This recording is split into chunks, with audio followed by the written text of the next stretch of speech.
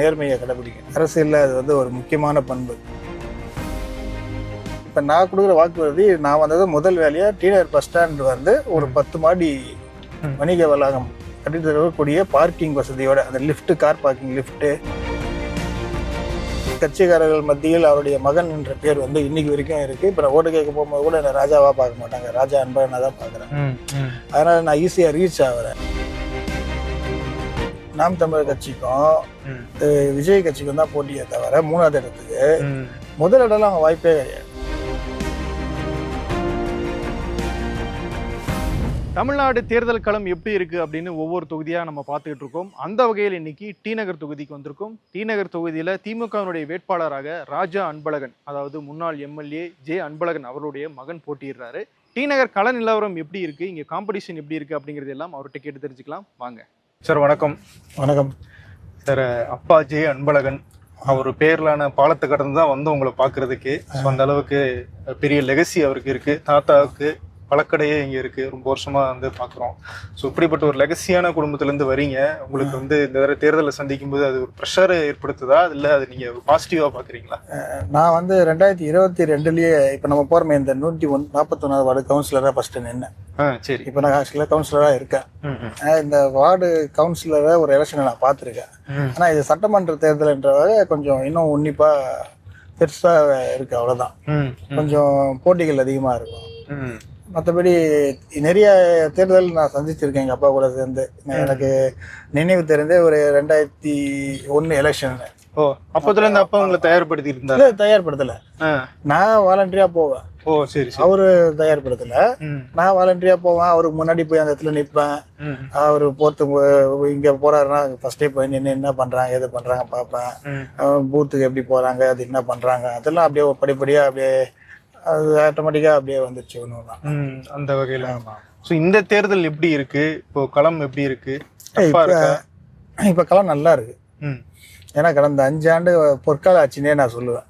உண்மையாலுமே பொற்கால ஆச்சு. ஏன்னா 2021 தலைவர் கொடுத்த வாக்குறுதியில 500 வாக்குறுதியில 405 வாக்குறுதிகள் நிறைவேற்றிருக்கு. அது ஆர்டிஐல போட்டு பார்த்தாலே உங்களுக்கே தெரிஞ்சிடும். ஃபர்ஸ்ட் மாதிரி நான் பொய் சொல்றதோ மக்கள் முன்னாடி ஏமாத்தத்தை இப்போ முடியாது. எல்லாம் கையில் செல்ஃபோனை வச்சு உடனே பார்த்துருவாங்க. அதுவும் குறிப்பாக பார்க்கணுன்னா டிநகருக்கு பார்க்கணுன்னா அது இந்த மேம்பாலம், இப்போ பஸ் ஸ்டாண்டு, இப்போ நான் வந்தேன்னா பஸ் ஸ்டாண்டு ரெடி பண்ண போகிறேன். வணிக வளாகத்துடன் கூடிய அடுக்குமாடி கட்டிடமா. அது இல்லாமல் மகளிர் உரிமை தொகை 1000 ரூபாய் கொடுத்துருக்காரு. பஸ்ஸு, மகளிருக்கான இலவச பஸ்ஸு கொடுத்துருக்காரு. அது இல்லாமல் புதுமை பெண் திட்டம் மூலமாக படிக்கிற மாணவிகளுக்கு மாதம் 1000 ரூபாய், தமிழ் புதல்வன் திட்டம் மூலியமாக படிக்கிற மாணவர்களுக்கு 1000 ரூபாய். அதெல்லாம் சொன்னார், செஞ்சுக்கிறாரு. அதனால் பெனிஃபிஷியர்ஸ் அதிகமாக இருக்காங்க. அதனால் இந்த வாட்டி கண்டிப்பாக அதை விட அதிகமான ஓட்டு சதவீதத்தில் நிச்சயம் திமுக வெற்றி பெறும். இது தியாகராயனர் மட்டுமல்ல, ஆல் ஓவர் தமிழ்நாட்டிலே எங்கேயுமே நீங்கள் சொல்கிற அளவுக்கு பெருசாக ஒரு மைனஸ் எல்லாம் அப்படின்லாம் ஒன்றும் வராது. தலைவர் 200 சொல்லியிருக்காரு. என்னை பொறுத்த வரைக்கும் அதுக்கு மேலே தான் வரும். இந்த தேர்தலில் வந்து புதுசாக தாவேகா அப்படின்னு ஒரு புதிய கட்சி வருது. விஜய் என்ன சொல்றாரு, தாவேகாவுக்கும் திமுகவுக்கும் தான் போட்டி அப்படின்னு சொல்றாரு. அது களத்தில் அப்படிதான் இருக்கா? நீங்க என்ன சொல்றீங்க? டிநகரை பொறுத்த வரைக்கும் ஒரு பாரம்பரியமாக நீங்கள் நடந்து முடிந்த தேர்தலெல்லாம் எடுத்து பார்த்தீங்கன்னா அதிமுகவுக்கும் திமுகவுக்கும், இல்லை திமுகவுக்கும் அதிமுகவும் தான் இங்கே போட்டி. இது நடுவில் கூட்டணி கட்சிகள் நிற்கும். அதாவது திமுக பதில், அதிமுகவுக்கு பதில், அப்படிதான் இருக்குமே தவிர புதுசாக இது வரைக்கும் எந்த இங்கே ஜெயிச்சது கிடையாது. இல்லை, அவங்க பொதுச் செயலாளர் ஆனந்தெல்லாம் வந்து இங்கே நிறுத்திருக்காங்க. இல்லை, போட்டி இருக்கு. அவங்களுக்கும் NT கேக்கும் டிவி கேக்கும் தான் போட்டி. நாம் தமிழர் கட்சிக்கும் விஜய் கட்சிக்கும் தான் போட்டியே தவிர மூணாவது இடத்துக்கு முதல் இடம்லாம் அவங்க வாய்ப்பே கிடையாது. ஏன்னா அந்த கேண்டிடேட் ஆனந்த்ன்றவர் வந்து பாண்டிச்சேரியில் நின்று எம்எல்ஏ ஆனாருன்றது ஊருக்கே தெரியும். அவருக்கும் டிநகருக்கும் ஃபர்ஸ்ட் சம்பந்தம் கிடையாது.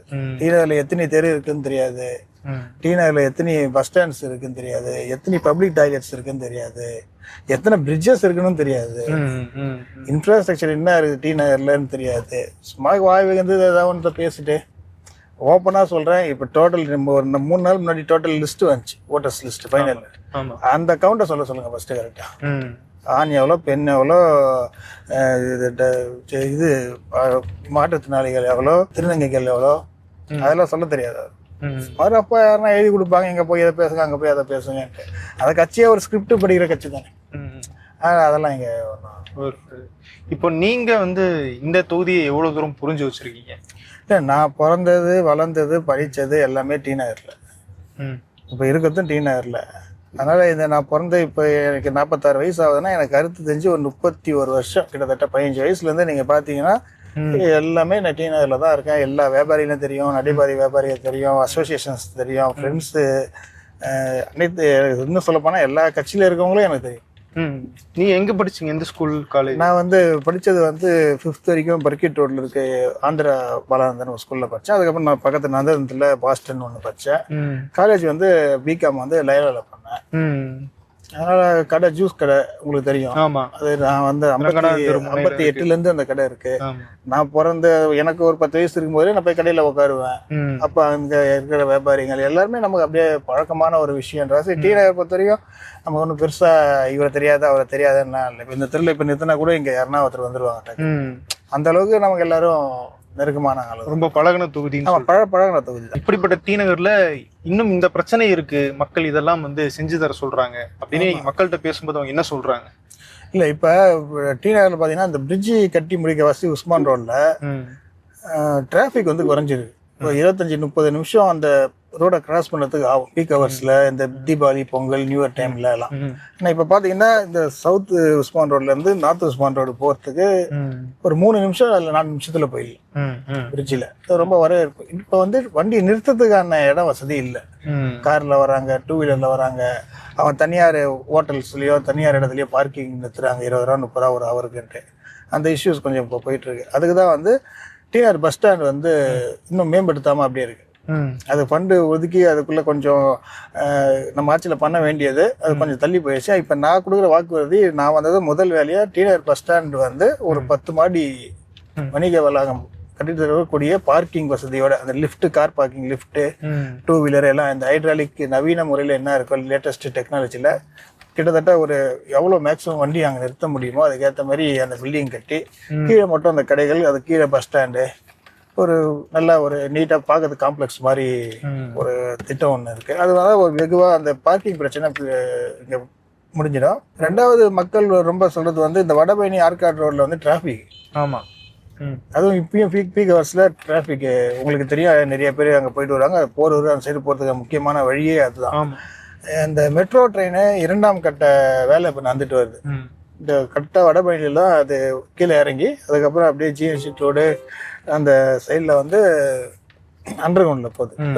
ஜிஎன்சி ரோடு இங்கே வெங்கட் நாயர் ரோடு அந்த வழியாக கீழே போய் நந்தனம் வழியாக கிராஸ் ஆகி போகுது. இப்போ அந்த பணிகள் நடந்துட்டு இருக்க வாசி அங்கே வந்து மழைநீர் வடிகால் கால்வாய் இப்போ எங்களால் அமைக்க முடியல. தற்காலிகமாக டெம்பரரி தான் அங்கே போட்டு வச்சிருக்கு, பர்மனெண்ட்டாக போட முடியல. அதனால அங்கங்க தண்ணி நிற்கிது, டிராஃபிக்கும் ஆகுது. இப்போ இந்த 1 வருடம் இல்லை 2 வருடம் அந்த மெட்ரோ வேலை முடிஞ்சதுன்னா அதுக்கப்புறம் நாங்கள் போட வேண்டிய அந்த மழைநீர் வடிகால்காக போட்டு முடிச்சிட்டோம்னா, ட்ரைனேஜ் ஒர்க்லாம் அங்கே பண்ணி முடிச்சிட்டோன்னா நீட் அண்ட் கிளீன் நகர் டி நகர் சொல்லலாம். குறிப்பா இந்த தொகுதியில வந்து மழை வெள்ள பாதிப்புகள் இருக்கு அப்படின்னு நம்ம செய்திகளை பாக்குறோம். அது வந்து நீங்க இதுக்கு முன்னாடி இருந்த திமுக ஆட்சியில இந்த கடந்த 5 ஆண்டுகள்ல என்ன சரி பண்ணிருக்கீங்க, இன்னும் எவ்வளவு மேம்பாடு தேவைப்படுது? டி நகர்ல இந்த கடந்த 5 ஆண்டுகள்ல மட்டும் 21 கிலோமீட்டருக்கு மழைநீர் வடிகால் கால்வாய் அமைத்திருக்கு புதுசா. இந்த மெட்ரோ ட்ரெயினுக்காக சில இடங்கள்ல வேலை பண்ண முடியாத சூழ்நிலையில இப்ப டெம்பரரியா போட்டிருக்கோம். அதுதான் சொல்றேன். அதுவும் போட்டு முடிச்சிட்டோம்னா எந்த ஒரு பிரச்சனையும் இந்த மழைநீர் தேங்காது. இப்ப போன மழையிலயும் பெருசா எங்கேயும் தேங்கல. சில இடத்துல தேங்குச்சு. அதுக்கான காரணமும் நான் சொல்லிட்டேன். அங்க வேலைகள் நடந்துட்டு இருக்கு, அதனால அங்க பண்ண முடியல. அதுவும் சரிப்படுத்தப்படும். முக்கியமா இன்னும் ஒரு அந்த அதே ஆற்காடு ரோட்ல ஒரு பிரிட்ஜ் ஒன்று பண்றதுக்கு ப்ரொபோசல் வந்த ஆட்சிக்கு வந்ததும் அதுக்கான இது ரெடி பண்ணிட்டு அங்கே ஒரு பிரிட்ஜ் போடணும்னா அதுவும் ஸ்ட்ரைட்டாக நுங்கம்பாக்கன்ட்டு அது கனெக்ட் பண்ணிட்டு அந்த அதுவும் டிராஃபிக் கொஞ்சம் கம்மியாயிடும். இந்த அதுக்கு ஈக்குவலாக மெட்ரோ ட்ரெயின் வேலையும் முடியும். அதான் சொல்கிறேன், ஒரு 2 இயர்ஸில் நல்ல ஒரு அழகான நகரம் ஆகிடும் டி நகர். இங்க வந்து வியாபாரங்கள் அதிகமாக இருக்கு அப்படின்னும் போது சட்டம் ஒழுங்கு பிரச்சனை இல்லாம பாத்துக்க வேண்டியது அரசாங்கத்தினுடைய கடமை அப்படின்னு ஆகுது. ஸோ நீங்க இந்த பர்டிகுலர் டி நகர் தொகுதியில சட்டம் ஒழுங்கு எப்படி இருக்கு, அதை இன்னும் மேம்படுத்தணும் அப்படின்னு என்னெல்லாம் பண்ணலாம்னு நீங்க நினைக்கிறீங்க? தியாகராயனை பொறுத்த வரைக்கும் சட்டம் ஒழுங்கு என்பது இது வரைக்கும் கரெக்டா தான் இருக்கு. இங்க சொல்றது இந்த வியாபாரிகள் வந்து போறதா இந்த திருட்டு கேஸ் அந்த கேஸ் இதெல்லாம் கொஞ்சம் இருக்கும். அந்த செயின் பறிப்பு, ஏன்னா வெளியே இடத்துல இருந்து இங்க வந்து பர்ச்சேஸுக்கு வருவாங்க போவாங்க. அந்த இருட்டான நேரங்கள்ல இதை பண்றதுக்கு அதுவும் இப்போ வந்து நிறைய சிசிடிவி கேமரா எல்லாம் போட்டு ரெகுலேஸ் பண்ணி கொஞ்சம் இப்போ வந்து கிரைம் ரேட்லாம் குறைஞ்சிருக்கு டி நகரில். இப்போ நான் வந்தேன்னா என்ன பண்ணலான்னு இருக்கேன்னா, இப்போ ரோட்டரி நிறைய கிளப்ஸ் இருக்கு, லைன் கிளப்ஸ், நிறைய தொண்டு நிறுவனங்கள் இருக்கு, நிறைய ஃபண்ட்ஸ் வருது. இப்போ அது இல்லாமல் கவர்மெண்ட்டுக்கிட்டையும் பேசி கோஆர்டினேட் பண்ணி எல்லா ஸ்ட்ரீட்லேயும் சிசிடிவி கேமரா, ஸ்கூல்ஸ் இருக்கிற இடம், மக்கள் அதிகமாக கூடுற இடம் எல்லாத்தையும் சிசிடிவி போட்டு அது தனியாக ஒரு இடத்துல மானிட்டரிங் பண்ணி அதுக்கு நம்ம போலீஸ்க்கு நம்ம சப்போர்ட் ஆகும், போலீஸ் நம்ம சப்போர்ட்டாகவும் எடுத்துட்டு அந்த வேலையை பண்ணும்போது இன்னும் கொஞ்சம் அந்த கிரைம் ரேட்ல கொஞ்சம் குறைஞ்சிருக்கு. நான் டி நகரனுடைய எம்எல்ஏவாக தேர்ந்தெடுக்கப்பட்டால் டி நகர் இப்படி ஆகும் அப்படின்னு ஏதாவது டேக்லைன் நீங்க சொல்ல முடியும்? அதுதான், இப்போ டி நகர் வந்து டிராஃபிக் ஜாம் கன்ஜஸ்டட்னு சொல்லிட்டு இருக்காங்க. டி நகர் வந்து நீட் அண்ட் கிளீன் சிட்டின்னு சொல்றத விட neat and clean and free நகராக இருக்கும். எந்த ஒரு இடையூறும் மக்களுக்கு இல்லாமல், வணிகர்களும் சரி, நடைபாதை வியாபாரிகளுக்கும் சரி, வண்டியில் போகிறவங்களுக்கும் சரி, எந்த ஒரு இடையூறும் இல்லாமல் டி நகர் இருக்குன்றது என்னோட தாய்மையான கருத்து, தாய்மையான எண்ணம். அதை நான் செயல்படுத்தியும் காட்டுவேன்ற நம்பிக்கையும் எனக்கு இருக்கு. இந்த தேர்தலில் வந்து இளைஞர்கள் பெண்களுடைய வாக்குகள் ரொம்ப முக்கியமா பார்க்கப்படுது. உங்களுக்கு எதுக்கு இளைஞர்களும் பெண்களும் வாக்களிக்கணும் அப்படின்னு நீங்க சொல்வீங்க? இல்லை, இன்னைக்கு இது வரைக்கும் ஹிஸ்ட்ரியில் பார்த்தீங்கன்னா, தமிழ்நாடு ஹிஸ்ட்ரியில் விளையாட்டுத்துறை வந்து இவ்வளோ பண்ணியிருக்காங்கன்ட்டு உங்களுக்கு இதுக்கு முன்னாடி தெரியுமா?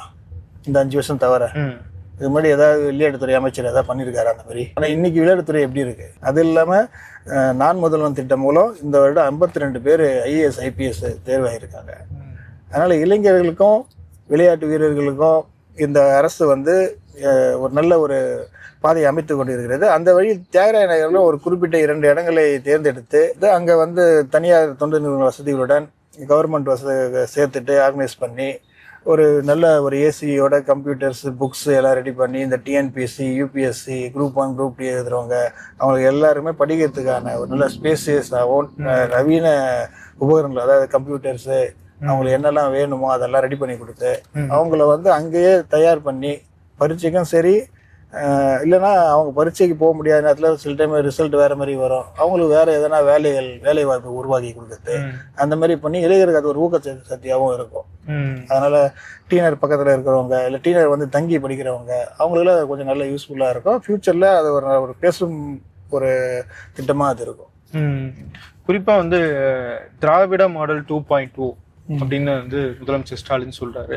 இப்ப இருக்கிற ஆட்சிக்கும் திராவிட மாடல் 2.0க்கும் என்ன வித்தியாசம் இருக்கும்னு நீங்க நினைக்கிறீங்க? இப்ப வந்து 1000 ரூபாய் கொடுத்துட்டு இருக்காரு கலைஞர் மகளிர் தொகை, அது வந்து இப்ப 2000 ரூபாய் ஆக போகுது. தமிழ் புதுவன் திட்டமும் நான் முதல்வன் திட்டம், அந்த புதுமை பெண் திட்டம் மூலம் காலேஜ் படிக்கிற மாணவிகளுக்கு 1000 ரூபாய் கொடுத்துட்டு இருக்காரு மாதம். அது 1500 ரூபாய் ஆகுறாரு.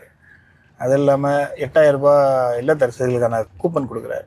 அவங்களுக்கு வேண்டிய ஹோம் அப்ளையன்சஸ் அது வந்து இப்போ அந்த இதுவும் கொடுக்க ஆரம்பிச்சிருக்கோம். மாதிரி டோக்கன் அவங்க கொடுக்குறோம். அதில் மக்கள் போகிற இடம்லாம் நல்ல எழுச்சியாக இருக்குது. 2.0 வந்து உண்மையான நல்ல ஒரு இப்போ ஏடிஎம்கே பீரியடில் பண்ணி வச்சுட்டு போன அந்த குளறுபடிகள், அவங்க பண்ணி வச்சுட்டு போன அந்த கடன், அது இல்லாமல் மத்திய அரசு கிட்ட இருந்து நமக்கு வர வேண்டிய நிதி எதுவுமே இல்லாமல் இதெல்லாம் பண்ணிட்டு இருக்காரு. அதை சரிப்படுத்தணும். இன்னொன்று, மத்திய அரசு நிதியும் கொடுக்கல. அதெல்லாம் தாண்டி இதுவும் இப்போ நடந்துட்டு இருக்கு. இப்போ கூடிய விரைவில் மத்தியில் ஏதாவது ஒரு மாற்றம் வரும், அல்லது ஏதாவது அங்கேருந்து ஃபண்ட்ஸ் ரிலீஸ் ஆகும் போது இதை விட அதிகமாக மக்களுக்கு செய்வார், அதிகமாக திட்டங்களை கொண்டு வருவார். அதை கொண்டு வர திட்டத்தை நான் தியாகராய நகரில் இருக்கிற ஒவ்வொரு வீட்லேயும் அந்த திட்டத்தை திரும்பி நான் சேர்த்துட்டேன்னா அதுதான் என்னோட வெற்றி. அவருக்கு கொண்டு வர திட்டத்தை அவங்க பயன்படணும், தியாகராய நகரில் இருக்கவங்க. அதுக்கான வழிவகைகள் நான் அலுவலகம் மூலமாகவோ அங்கங்கே இருக்கிற கேம்ப் மூலியமாவோ அதை ஏற்பாடு செய்து அந்த திட்டங்களை அவங்க வீடுக்கு எடுத்து போய் சேர்த்தோன்னா அதன் மூலம் அவர்கள் மேலும் மேம்படுவார்கள், மேலும் வளர்ச்சி அடைவார்கள். ஓகே, நம்ம தொகுதியில ஒருத்தர் வேட்பாளராக நிற்கிறாரு, அவரை வந்து நம்ம எம்எல்ஏவா தேர்ந்தெடுக்கணும் அப்படின்னா மக்கள் அடிப்படையா யோசிக்கிறது அவர் பிரச்சனைனா களத்துக்கு வருவாரா அப்படிங்கிறது தான். ஸோ உங்க அப்பாவை பார்த்துருக்கோம், ஒரு களத்திலேயே இருப்பார், நிறைய செயல்பாடுகள் செஞ்சிருக்காரு. நீங்க களத்துக்கு வருவீங்க அப்படிங்கறத மக்களுக்கு என்ன வகையில நீங்க நம்பிக்கை ஏற்படுத்துவீங்க? இப்போ 6 வருஷமா நான் மாவட்ட இளைஞரணி அமைப்பாளராக இருக்கிறேன். சரி, எல்லா ஆக்டிவிட்டீஸ்ல பார்ட்டி ரீதியா இந்த யூத் விங் சார்பா எல்லாமே நான் பண்ணியிருக்கேன். நிறைய மீட்டிங்ஸ் போட்டிருக்கேன், நிறைய விளையாட்டு நடத்தியிருக்கேன், கிரிக்கெட் போட்டி நடத்தியிருக்கேன், எல்லாம் பண்ணியிருக்கேன். அந்த மாதிரி என்ன நிறைய பேருக்கு தெரியும். இன்னொரு கட்சிக்காரர்கள் மத்தியில் அவருடைய மகன் என்ற பேர் வந்து இன்னைக்கு வரைக்கும் இருக்கு. இப்போ நான் ஓட்டு கேட்க போகும்போது கூட என்ன ராஜாவா பார்க்க மாட்டாங்க, ராஜா அன்பழகனா தான் பார்க்குறேன். அதனால நான் ஈஸியா ரீச் ஆகிறேன். இன்னொன்று பார்த்தீங்கன்னா 4 வருடங்களா மாமன்ற உறுப்பினராக இருக்கிறேன். என்னோட வார்டில் நீங்கள் போய் கேட்டால் இந்த 4 வருஷம் நான் என்ன பண்ணியிருக்கேன்றத மக்களே சொல்லுவாங்க. அந்த 4 வருஷம் இந்த வார்டுக்கு நான் என்ன பண்ணணும் அதை தான் நான் டி நகருக்கு இப்போ நான் பண்ண போகிறேன். அதுதான் என்னோட வேண்டுகோளாகவும் நான் மக்கள்கிட்ட வைக்கிறேன். நான் ஒரு வார்டுக்கு பண்ணதை டி நகருக்கு பண்ணுறதுக்கு எனக்கு ஒரு வாய்ப்பு கொடுங்க, டி நகருக்கு மொத்தம் 7 வார்டு பண்ணுறதுக்கு எனக்கு வாய்ப்பு கொடுங்கன்னு தான் நான் கேட்குறேன். முதலமைச்சர் ஸ்டாலின் என்ன சொன்னார்? சீட் கொடுத்துருக்கோம், எதுவும் சொல்ல போய் பார்த்து அப்பா மாரி ஜெயிச்சுட்டு பேர் எடுத்துட்டு வாப்பா அப்படின்னு ப்ளஸ் பண்ணி அனுப்பிச்சு. துணை முதல்வர் அதான் சொன்னார், வாய்ப்பு வந்து கரெக்டாக பயன்படுத்திக்கோ, வெற்றி பெற்று வா, என்னோட வாழ்த்து இருக்கும், நீ எப்போ கூட்டாலும் நான் பிரச்சாரத்துக்கு வருவேன் நல்லா சொன்னார். அதே மாதிரி கூப்பிட்டா வந்து டி நகரில் நல்லா பேசிட்டு போனார், நல்லா ஊக்கப்படுத்திட்டு போனார் கட்சிக்காரங்களை. எனக்கும் நல்ல ஒரு மிகப்பெரிய உந்து சக்தியாக இருந்தது அவர் வந்துட்டு போனது. இப்போ 100% சார்ஜில் வண்டி போயிட்டு இருக்கு. ஓகே, உங்க அப்பா ஜே அன்பழகன் அவர்கள்கிட்ட இருந்து நீங்க கத்துக்கிட்ட ஒரு விஷயம் அப்படின்னா எது சொல்லுவீங்க? இது ரொம்ப முக்கியமான விஷயமா? அவர்கிட்ட கத்துக்கிற விஷயம் என்னன்னா, உண்மையா தான் அவர் பேசுவாரு. என்னன்னா அவர் உண்மையா பேசுறது வந்து கொஞ்சம் கோபமா பேசுற மாதிரி பேசுவார், கொஞ்சம் தைரியமா பேசுற மாதிரி கோபமா பேசுற மாதிரி அதை பேசாதே கொஞ்சம் ரஃப் அண்ட் டஃபா வெளியே தெரியும் அவரை பார்க்கறதுக்கு. சட்டமன்றத்திலயும் அப்படிதான். ஆமா, சட்டமன்றத்துல அவர் வந்து தலைவரை வந்து எந்த காரணத்தையும் அது யாரா இருந்தாலும் விட்டு கொடுக்க மாட்டேன். அந்த ஒரு விஷயத்தை தான் நான் அவர்கிட்ட வந்து நான் எடுத்துப்பேன் என்னோட வாழ்க்கை. இப்ப நாங்க இருக்கிறோம், எங்க அப்பா இருந்தாரு, எங்க தாத்தா இருந்தாருன்னா அதுக்கு காரணம் இந்த கழகம், தலைவர்.